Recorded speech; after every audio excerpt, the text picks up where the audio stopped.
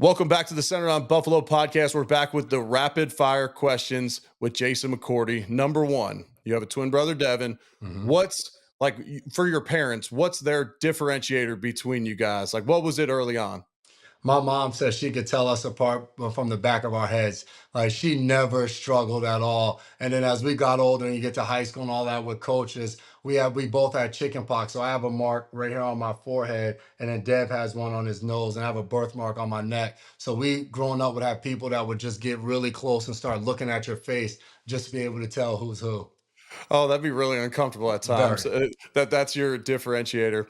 So we played against each other in college. Probably the most disappointing game of my college career was the 2006 Rutgers game, Louisville at Rutgers. Cost us a shot to play in the national championship that year, our only loss on the season. But that game pops up on ESPN way more often than it should. How many times have you watched it since? Oh, so I work with Harry Douglas now on Yep. Thursdays, and then me and HD were teammates in Tennessee. I kill him about that game all the time. So I've seen it a ton of times. I mean, that was our claim to fame, pandemonium in Piscataway and Yep. the Thursday night football at the time. But me and Harry laughed about it. It really sucked as you look back because the Big East that year, you guys at that point were ranked second in the nation. West Virginia was really good with Pat White, and we ended up being really good that year, but all three of us beat each other, so no one got to go to the national championship. We've been better off of just having one of the three of us going undefeated and representing the conference. So that part of it sucked, but man, that was a hell of a game. We stormed the field and all, so I'm happy that's a miserable game in your past.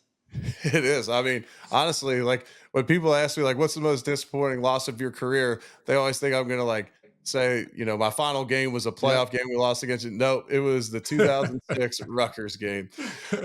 When you were preparing for offenses throughout your NFL career, who was an offensive coordinator that when you're getting ready to prep for him, you're like, all right, this is going to be a tough one this week?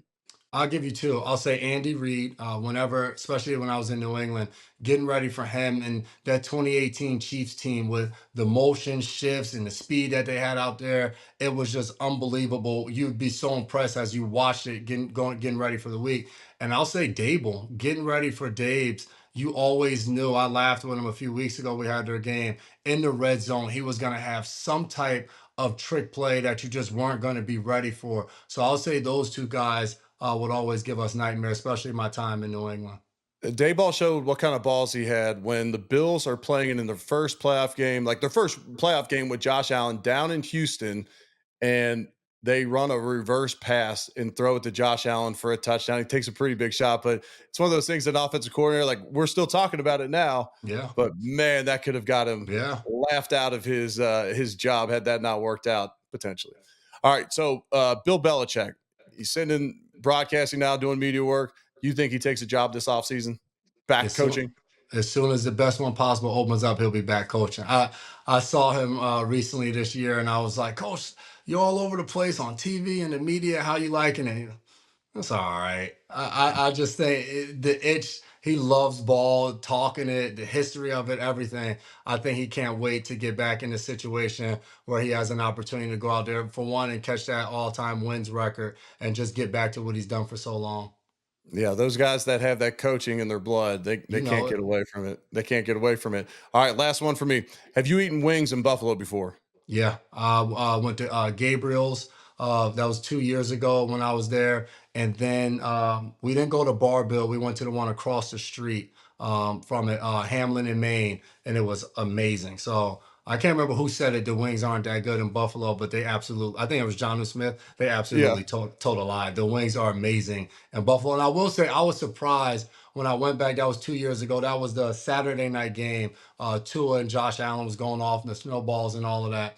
And going in, I was like, man, I was in New England for 3 years. We came down here. I'm like, man, I don't want anybody cursing me out. Like, I just want to go have some wings. And everybody in Buffalo was some of the nicest people Hmm. I've ever met. Just absolutely outstanding. So I enjoy every time I get a game out there.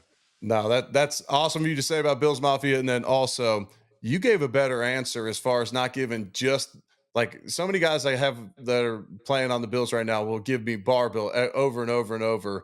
And everyone hates that on social media. So you're going to get a lot of street cred with Bills Mafia, giving Hamlin and Maine and Gabriel's Gate like two off the beat, not totally off the beaten path, but not like, everyone Yeah. says barbell or anchor bar, which we're not a fan of. But regardless, that was a great answer. I appreciate the time, brother. That was fun. Anytime, man. Good to see you.